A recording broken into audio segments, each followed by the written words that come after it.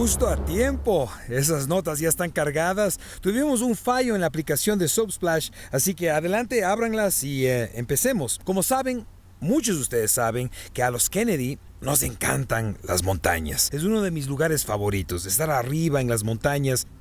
He predicado sobre eso, hablo sobre eso, simplemente me encanta. Y muy temprano, cuando era pastor de jóvenes, empezamos a esquiar. Nos subíamos a un carro, llevábamos a un grupo de jóvenes a las montañas y esquiábamos. Así que ha estado como en mi sangre durante unos 20 y tantos años, ¿saben? Todo ese tiempo hemos estado esquiando. Yo tenía 26 años cuando era pastor de jóvenes y llevé a un grupo a Santa Fe, Nuevo México. Me puse los esquís y nunca había esquiado en mi vida y me tomó como 6 horas bajar la montaña. Pero desde entonces quedé enganchado. Y ya sea que hayamos tenido mucho o hayamos tenido poco, hemos tratado de arreglárnoslas, de juntar centavos y de poner todo junto para asegurarnos de que nuestra familia pudiera esquiar. Así que mis hijas han esquiado desde, Claire probablemente tenía 6 o 7 años. No puedo creer que acabo de decir eso. Así que todos digan 6, 7, 6, 7, 6, 7, ya olvídense de eso. Claire probablemente tenía 7 o 5. Tenía 5 cuando aprendió a esquiar y Ellie tenía como 4 o 5 cuando aprendimos a esquiar. Y son realmente buenas esquiadoras. Y cada vez que subíamos en el telesilla, y si conoces un poco el proceso de esquiar, te subes de una sillita que te lleva montaña arriba y luego tienes las pistas que sigues. Ellie siempre me miraba y me decía, papá, ¿este es verde?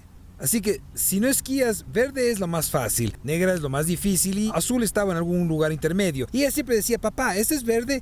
Y yo siempre decía, sí. Porque siempre quería retar a mis hijas a mejorar y disfrutarlo más y todo ese tipo de cosas. Así que estábamos en Park City cuando Ellie probablemente tenía 6 años, tal vez 8, no voy a decir 7, en algún punto de ese rango.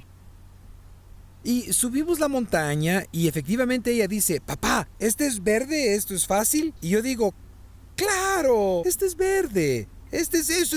No hay problema, esto va a ser fácil. Ningún problema. Bueno, lo que yo sabía sobre esta pequeña bajada que íbamos a hacer es que era azul tirando a negra, con algunas secciones muy heladas. Ahora, la razón por la que sé que tenía secciones muy heladas es porque yo bajé por esa pista una vez y terminé bajando en el carrito de la patrulla de esquí porque me pegué en la cabeza contra el hielo y tuve una conmoción cerebral. Era una bajada muy dura. Así que empezamos a esquiar. Y no estaba arreglada. Claire y yo normalmente esquiamos juntos. Rachel siempre va detrás por si acaso algo le pasa a las niñas. Y Claire y yo estamos como a la mitad de la montaña, con unos 400 metros más por recorrer. Y miro hacia arriba. Estamos como a unos 200 metros delante de Rachel y veo que Ellie se quita los esquís después de caerse y ya tuvo suficiente. Se acabó. No va a esquiar más. Así que de alguna manera esos pequeños esquís llegan hasta mí y hay esta niñita de 7, 8 años bajando la montaña a pie, enojadísima. No sé si saben esto sobre mi hija Ellie, pero cuando Ellie se enoja de verdad. Y efectivamente ella llega hasta donde estoy yo y estoy tratando de ver cómo bajarla por la montaña, cargando los esquís y cargándome a mí mismo. Y justo en ese momento, esta señora esquía hasta ponerse a mi lado y se detiene y me dice, ¿teniendo problemas? Y yo digo, sí, teniendo un poco de problemas con una niña terca de 8 años. Y ella dice, bueno, ¿quieres que yo la baje? Ahora, puedo imaginar el horror de Rachel mientras observa esto como a unos 100 metros de distancia en ese punto. Viéndome hablar con esta señora y entregarle a mi hija de 8 años junto con los esquís y básicamente decirle, adelante.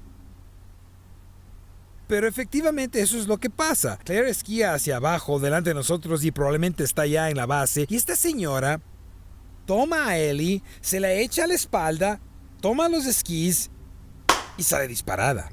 De hecho, tengo una foto y es un poco difícil de ver. Pero esta es Ellie aquí. Esta es la señora. ¿Ven la foto? Así que yo estoy aquí mismo y en cuestión de segundos esta señora ya no está, ha cortado la curva, ha salido volando y está en la base. no puedo seguirle el ritmo. Y estoy como, ¿qué acaba de pasar? ¿Acabo de hacer algún tipo de tráfico humano con mi propia hija, entregársela a una desconocida? ¿Qué está pasando? Llegamos a la base y Claire estaba allí y está escuchando este murmullo sobre esta señora que bajó cargando a esta niña en la espalda. Y yo llego abajo un poco sin aliento porque estoy tratando de alcanzar a esta persona y digo, ¿por qué todo el mundo es más rápido que yo? Y estoy ahí como con las manos en las rodillas, respirando fuerte, y escucho a un tipo decir, necesitas tomarte una foto con ella porque ella va a recordar esto por el resto de su vida. Y estoy mirando, tratando de entender qué está pasando, y miro a la señora y miro a Ellie. Y la señora tenía un pequeño logo en su casco, y la miro otra vez y miro a Ellie y miro al tipo y digo, ¿usted es Lindsey Vonn? Y la señora dice, sí, tonto. Lindsey Vonn. De hecho, miren esto. No estoy mintiendo. Ahí está Ellie y Lindsey Vonn. Miren este logo. Dice Lindsey Vonn Fundación. Qué estúpido soy, ¿verdad? Y recuerdo tan bien ese momento porque empezamos a hablar y yo le digo, ¿haces esto a menudo? Y ella dice, sí, de vez en cuando, ya sabes, hay alguien que se queda atascado. Yo digo, bueno, ¿cuánto peso puedes cargar? Y ella dice, he cargado un hombre de unas 150 libras bajando a la montaña antes y fue una locura total. No es de extrañar que tenga las rodillas destrozadas, pero aquí está la cosa, ella ya se arregló todas y está lista para las Olimpiadas, esta campeona olímpica, porque era tan humillante, porque cuando ella se acercó y me preguntó si podía bajar a mi hija por la montaña, yo estaba así como todo hombre explicándole cómo funciona el esquí, y eso no es cómo funcionan las cosas. Fue un momento fascinante, o sea, simplemente salvaje. ¿Quién hubiera pensado alguna vez en Ellie siendo cargada por una montaña? Ahora, yo cuento muchas historias, ustedes lo saben. Cuento muchas historias, el 90% de ellas son verdad. ¿Saben? El 10% quizá un poco adornadas, pero eso es absolutamente verdad. Y estaba reflexionando sobre esta historia mientras se acercan las Olimpiadas y mientras estaba predicando en el Evangelio de Marcos, y como estaba meditando en esta historia en mi cabeza, y dije, ¿qué aprendí en ese momento? Bueno, ¿qué es lo que aprendí? Y quiero que lo escriban. Esto es lo que aprendí. A veces necesitas ayuda para bajar la montaña. Estamos en el Evangelio de Marcos, capítulo 1, comenzando en el versículo 21. Jesús ha llamado a sus primeros discípulos e inmediatamente comienza a entrar en el misterio público. Y Marcos no escribe su evangelio como un paseo lento por un museo, escribe su evangelio como una carrera. Una escena choca con la siguiente y apenas tienes tiempo de recuperar el aliento, y la razón es una sola palabra que él usa una y otra vez, y esa palabra misma es inmediatamente. Es una palabra griega, eutus, y Marcos la usa más de 40 veces en su evangelio, más que todo el resto del Nuevo Testamento combinado, y no es accidental, es intencional. Marcos está dando forma a cómo experimentamos a Jesús. Quiere que sintamos la urgencia. Jesús sana a alguien inmediatamente y llama a sus discípulos, y ellos siguen inmediatamente, y se mueve de pueblo en pueblo, de sinagoga a sinagoga inmediatamente. No hay demora en el Evangelio de Marcos, no hay procrastinación espiritual, no hay un luego me encargo de eso. Todo está ocurriendo ahora. Y este es el punto que Marcos quiere dejar claro. El reino de Dios no llega con una tarjeta de reserva la fecha. Irrumpe, exige una respuesta. Y Jesús opera con inmediatez, porque el momento para arrepentirse, para seguir, para confiar, no es algún día, es de hecho hoy. Y en algunos pasajes Marcos apela apila esta palabra tan apretadamente que casi se siente abrumador. Escena tras escena, milagro tras milagro, movimiento tras movimiento. Y ese es el punto. Marcos quiere que tengamos la sensación de que Jesús siempre está avanzando y que el reino de Dios siempre está avanzando. Y si dudamos, si nos detenemos, si esperamos hasta que se sienta más conveniente, corremos el riesgo de quedarnos parados mientras Jesús sigue adelante. El Evangelio de Marcos no nos da espacio para una espectaduría cómoda, nos presiona a decidir, nos moveremos cuando Jesús se mueve, responderemos cuando Él llama. Y en la manera en que Marcos cuenta la historia, el retraso no es neutral, de hecho es peligroso. El reino de Dios ya está en movimiento. Y la pregunta es si entraremos en Él inmediatamente o si no lo haremos. Y en Marcos capítulo 1, Jesús parece imparable. Enseña con autoridad, expulsa demonios, sana a los enfermos, las multitudes se reúnen, el impulso crece. Si Marcos 1 fuera un video de momentos destacados de Jesús, parecería que Él fuera la persona más poderosa sobre la tierra en ese momento. Y entonces todo se detiene. No hay milagro, no hay sermón, no hay multitud, solo esta línea silenciosa en Marcos capítulo 1, versículo 35. Levantándose muy de mañana, siendo aún muy oscuro, salió y se fue a un lugar desierto y allí oraba. Marcos está corriendo un poco la cortina. Nos está mostrando algo importante aquí. Cuando la vida es abrumadora y a veces tan abrumadora que nos quedamos atascados, no sabemos cómo pasar de punto A al punto B, las cosas vienen demasiado rápido, necesitamos algo más que solo la fuerza de voluntad humana o esfuerzo humano. Necesitamos un poder que venga de afuera, que nos ayude a superar y atravesar la barrera y pasar el ruido y bajarnos de esa montaña. Marcos nos está ayudando a ver dónde residía el poder de Jesús. Así que quiero que noten lo que Marcos está haciendo aquí. Primero, nos está mostrando que el poder de Jesús no era autogenerado. El ministerio de Jesús en sí mismo comenzó con 40 días de ayuno y oración, nada más que Él y el Padre. Ahora, seamos claros teológicamente, Jesús, según Marcos, es el Hijo de Dios, posee el poder divino y podría haber actuado de manera independiente, pero no lo hace. Y una y otra vez en el Evangelio, Jesús elige dependencia. Y se nos dice que muy de mañana, cuando todavía estaba oscuro, en un lugar desierto, oraba. Ahora, quiero desglosar esto por un momento. Miren esto. Muy de mañana, antes de la productividad, antes de que alguien estuviera despierto, antes de que algo estuviera pasando, Él se levanta. Cuando todavía estaba oscuro, cuando no puedes ver, antes de la claridad, antes de ver el camino en el que estás, Él se levanta y ora en un lugar desierto. No había nadie alrededor, nadie para cantarle alabanzas, no había nadie para afirmarlo, y aún así encontró tiempo para ponerse delante de Dios y orar. Jesús no operaba solo desde una capacidad bruta, operaba desde la comunión con Dios. Porque miren esto, el poder fluye de la proximidad. El poder fluye de la proximidad. Ahora, volvamos a la idea de Eli. Eli no podía haberlo bajado la montaña sola. Mucho menos habría podido cortar la curva y salir volando. Solo a través de la cercanía del experto iba a poder superar eso.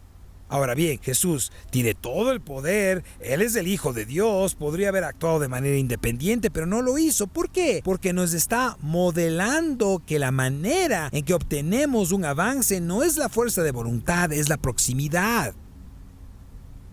Hay este momento en el Evangelio de Marcos donde Jesús encuentra a sus discípulos incapaces de hacer un milagro. Si ven Marcos capítulo 9, vamos a verlo por un segundo. Eso pasó rápido. Marcos capítulo 9. Jesús se acerca a este padre que está desesperado porque ha traído a su hijo a los discípulos y ellos no pueden hacer nada. Y Jesús tiene esta conversación o reprende al espíritu sordo y mudo y el muchacho convulsiona como un cadáver. Todos dicen que está muerto, pero Jesús lo toma de la mano, lo levanta y él se levanta. Y un milagro absolutamente fenomenal del momento. Pero miren el versículo 28. Cuando él entró en casa, sus discípulos le preguntaron aparte: ¿por qué nosotros no pudimos echarlo fuera? Y les dijo: este género con nada puede salir, sino con oración y ayuno. Noten lo que Jesús está diciendo. El poder viene de fuera de nosotros y la única manera de recibir ese poder es a través de la proximidad con el Padre. Y no hay atajos. Y muchas veces en la iglesia nos gustan los atajos. Somos como: oye, pastor, ¿podrías llegar rápido al punto de lo que estás diciendo? Porque ya empieza el partido y tengo alitas de pollo en la parrilla. O sea, ve directo al punto. O decimos: oye, si simplemente asisto a este servicio de la iglesia, entonces todas mis necesidades y todos mis sueños se van a cumplir. Algunos de ustedes tienen dificultades y dicen: bueno, supongo que escribiré este cheque y le pondré en la caja de las ofrendas y quizá Dios haga algo milagroso. No. La única manera de recibir poder transformador en tu vida es a través de la proximidad con Él. La oración es lo que te acerca a Él. Y miren esto, la oración no era un descanso de todo, era el motor de todo. Jesús no se está apartando para tener un momento tranquilo a solas. Jesús en realidad está avivando el fuego, está recargando el motor otra vez. Miren a Marcos aquí. Al salir ellos de la sinagoga, vinieron a la casa de Simón y Andrés con Jacobo y Juan. Y la suegra de Simón estaba acostada con fiebre y enseguida le hablaron de ella. Entonces él se acercó y la tomó de la mano y la levantó. E inmediatamente le dejó la fiebre y ella le servía. Cuando llegó la noche, luego que el sol se puso, le trajeron todos los que tenían enfermedades y a los endemoniados. Y toda la ciudad se agolpó a la puerta. ¿Pueden imaginarlo por un segundo? Yo aquí predicando, salgo afuera y hay una fila hasta la autopista llena de personas oprimidas por demonios y enfermas. Eso es lo que estaba pasando a Jesús. Todo el pueblo con problema venía a Jesús. Toda la ciudad estaba reunida a la puerta y sanó a muchos y echó fuera muchos demonios. Y no dejaba hablar a los demonios porque le conocían. ¿Qué está haciendo Marcos? Marcos está mostrando un momento tras otro y diciendo: si alguien merecía descansar, era Jesús. Les puedo decir que después de predicar por 30 minutos, ¿a quién quiero engañar? Ya, 50 minutos. Yo estoy cansado. Y el domingo llego a casa, pongo los pies en alto y soy servido por mi familia. Bueno, así es como yo lo veo. Es mi vida, no la de ustedes. Pero noten lo que está pasando. Jesús enseña todo el día, sana personas. Los enfermos son traídos al atardecer. Los demonios son silenciados. La ciudad se reúne en la puerta y si alguien merecía dormir era Jesús. Pero Marcos nos muestra algo radical, algo verdaderamente radical. Jesús se aparta de las multitudes para permanecer fiel a su llamado, que era la comunión con Dios. Esto es lo que vemos en la Trinidad antes de la creación. Padre, Hijo y Espíritu en comunión. Y escúchenme, nuestro primer llamado no es nuestra vocación. Como creyentes, nuestro primer llamado es una relación con Él. Más adelante, los discípulos lo encuentran en ese lugar silencioso y desierto. Simón, a los que estaban con él, lo buscan, lo encuentran y le dicen: todos te buscan.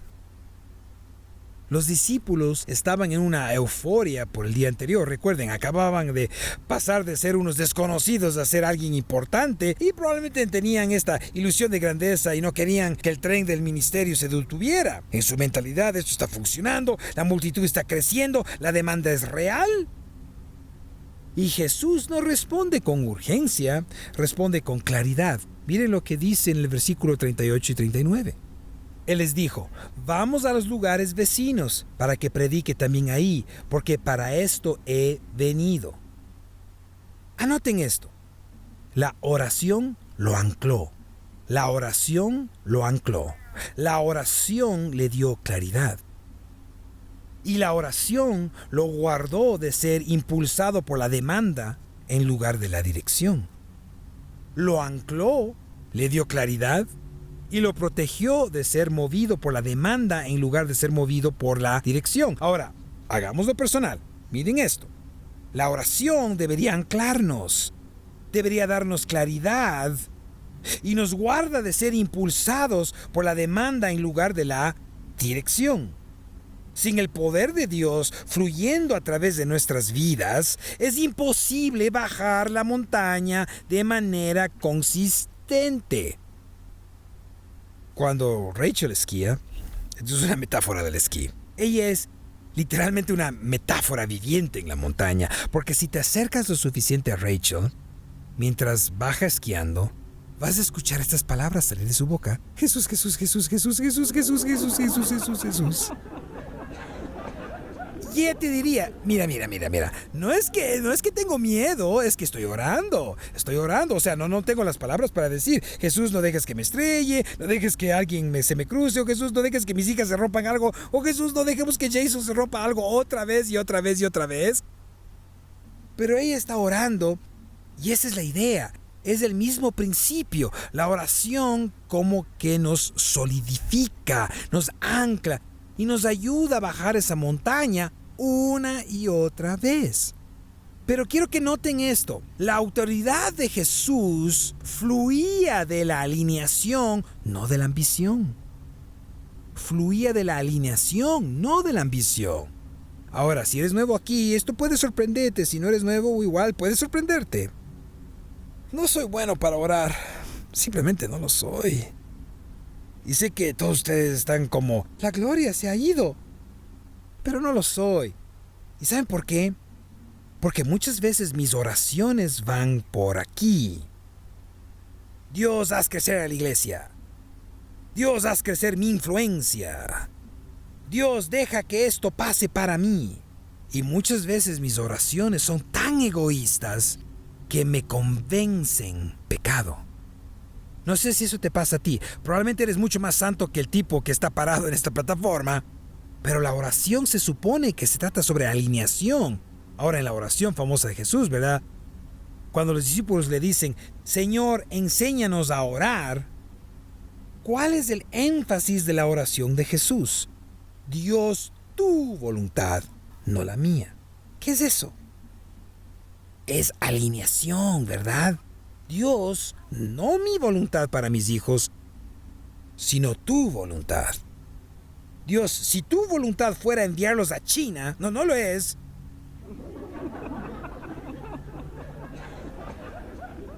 Pero si esa fuera la voluntad de Dios, quiero asegurarme de que mi vida de oración se alinee con su voluntad. Y muchas veces estamos orando cosas que están fuera de la voluntad de Dios. Ahora noten lo que la oración no hizo por Jesús. No lo hizo más impresionante, no lo hizo más popular, ni siquiera le hizo la vida más fácil. Pero la oración sí lo alineó con la voluntad del Padre, fortaleció su determinación y protegió su misión. Jesús no se queda donde es más deseado, va donde es más necesario. Y eso requiere poder, y ese poder se forja en la soledad. Así que si Jesús es nuestro modelo en este aspecto, el poder de Dios es la fuente para que tú puedas vencer y ayudar a otros a vencer también. Y el patrón de Jesús es la invitación de Jesús. Aquí está la pregunta incómoda. Si el Hijo de Dios sin pecado necesitó oración intencional y en soledad, ¿qué nos hace pensar que nosotros podemos vivir sin ella?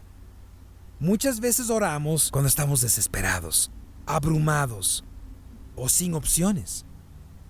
Pero Jesús oraba cuando las cosas estaban funcionando, cuando las multitudes estaban creciendo, cuando el poder estaba fluyendo.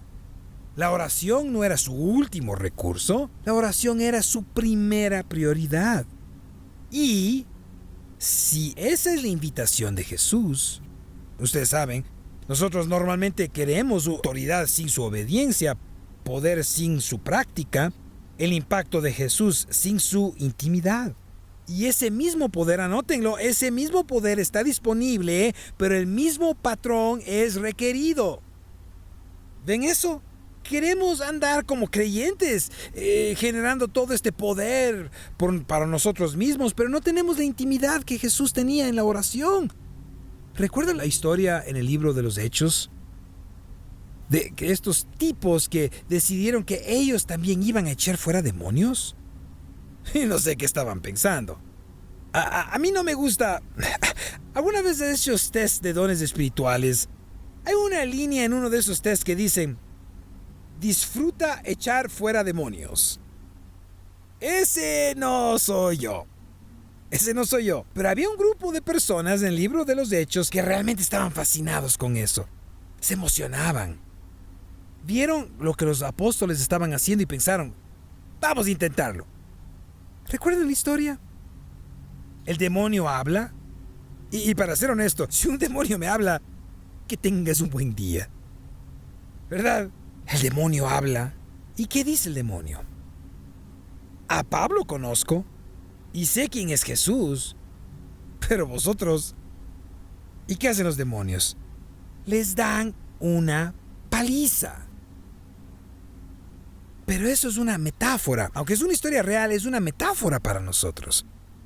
Queremos acceso al reino de Dios sin entrar en intimidad, sin acercarnos. Y entonces estamos listos para pelear contra el diablo y el diablo dice: tú no tienes poder. No me da miedo tu propio poder. El único poder al que el enemigo le tiene miedo es el poder que viene del trono de Dios, y la única manera de recibirlo es a través de la proximidad con Él. Miren este versículo en Romanos 8. Es un versículo poderoso. Quiero que lo vean. Y si el espíritu de aquel que levantó de los muertos a Jesús mora en vosotros, el que levantó de los muertos a Cristo Jesús vivificará también vuestros cuerpos mortales por su espíritu que mora en vosotros. Ahora, piensen solo un segundo en esa frase. El mismo espíritu que levantó a alguien de los muertos, que lo levantó a él mismo de los muertos, mora en ustedes. El mismo espíritu mora en ustedes. El mismo espíritu mora en ustedes. Así que ese obstáculo que estás enfrentando, el mismo espíritu mora en ti. Esa enfermedad que está en tu cuerpo, el mismo espíritu mora en ti. ¿Qué está diciendo Pablo? Tienes acceso al trono de Dios. Tienes acceso para vencer. Tienes acceso para bajar por esa montaña. No es una promesa futura desconectada de una experiencia presente. Pablo no está hablando solo de algo que vendrá algún día. Está diciendo que ahora mismo ese espíritu mora en ustedes. Pero el poder fluye hacia aquellos que hacen espacio para Dios. Es estar en proximidad con Él, lo que te da el poder para vencer y seguir avanzando. En la montaña, antes de que Ellie fuera bajada por una campeona olímpica, ella estaba lista para rendirse, entregar los esquís y abandonar todo por completo. Lo recuerdo, estoy ahí parado, suplicándole y diciéndole: por favor, solo ponte los esquís. No, ya terminé. Por favor, ponte los esquís. Y yo no sé cómo hacer esto. No, ya, se acabó, papá. No quiero saber nada de esto, no quiero hacerlo más. Odio este deporte, hace frío, quiero chocolate caliente, quiero pizza, quiero comodidad. Y yo solo pensaba: no puedes llegar ahí abajo porque papá es incapaz de bajarte. Pero miren esto. Esto es verdad. Una vez que fue cargada montaña abajo, La energía volvió a su cuerpo y esquió el resto del día. Montaña tras montaña tras montaña. Y día tras día, montaña tras montaña, telecilla, nos encontramos con la campeona Lindsay y cada vez le veía a él y le animaba a seguir adelante. La llamaba por su nombre. Y eso le dio a Ellie la capacidad de bajar la montaña una y otra vez. Escúchenme. Si te sientes sin poder, no empieces con estrategia, empieza con oración. Si te sientes agotados, no renuncies. Retírate y encuentra la fuente de tu fuerza. Si te sientes confundido, no te apresures. Quédate quieto y te prometo que cuanto más lo hagas, más poder ganarás y más montañas conquistarás. Padre, te doy gracias por tu palabra hoy. Creo en tu palabra hoy. Dios, sé que hay personas en este lugar que están enfrentando su propia montaña y tienen probabilidades insuperables. Y Dios, necesitan una dosis de tu poder para poder atravesarla. Padre, sé que hay personas en este lugar que llegaron a la iglesia pensando que le darían a la iglesia una oportunidad más antes de rendirse con la vida. Y hoy es un buen día para ellos porque tú vas a mostrar el poder de tu evangelio. Así que, Padre, te invitamos a este lugar para que hagas lo que solo tú puedes hacer hoy en tu nombre. A veces inclinados, ojos cerrados, nadie mirando alrededor. Primer llamado.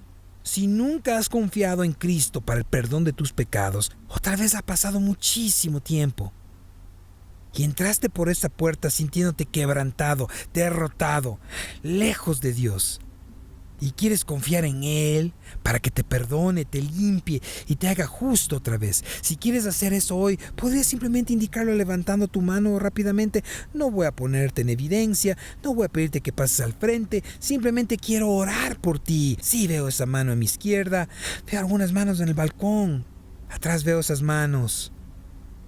Así que la Biblia nos dice, en 1 de Juan, si confesamos nuestros pecados, Él es fiel y justo para perdonar nuestros pecados y limpiarnos de toda maldad. Fiel significa que lo hará una y otra vez. Justo significa que nunca volverá atrás en su palabra, pero comienza con una confesión. Y esa confesión es entre tú y Dios. No necesitas un sacerdote, no necesitas un papa. Son tus palabras hacia Él. Así que para ayudarte esta mañana, todos vamos a confesar juntos. Así que repite esta oración conmigo. Amado Jesús, soy un pecador, he fallado, estoy lejos de ti, pero creo que moriste y resucitaste para perdonarme y para hacerme justo. Te pido que hagas eso por mí hoy, en tu nombre. Amén y amén.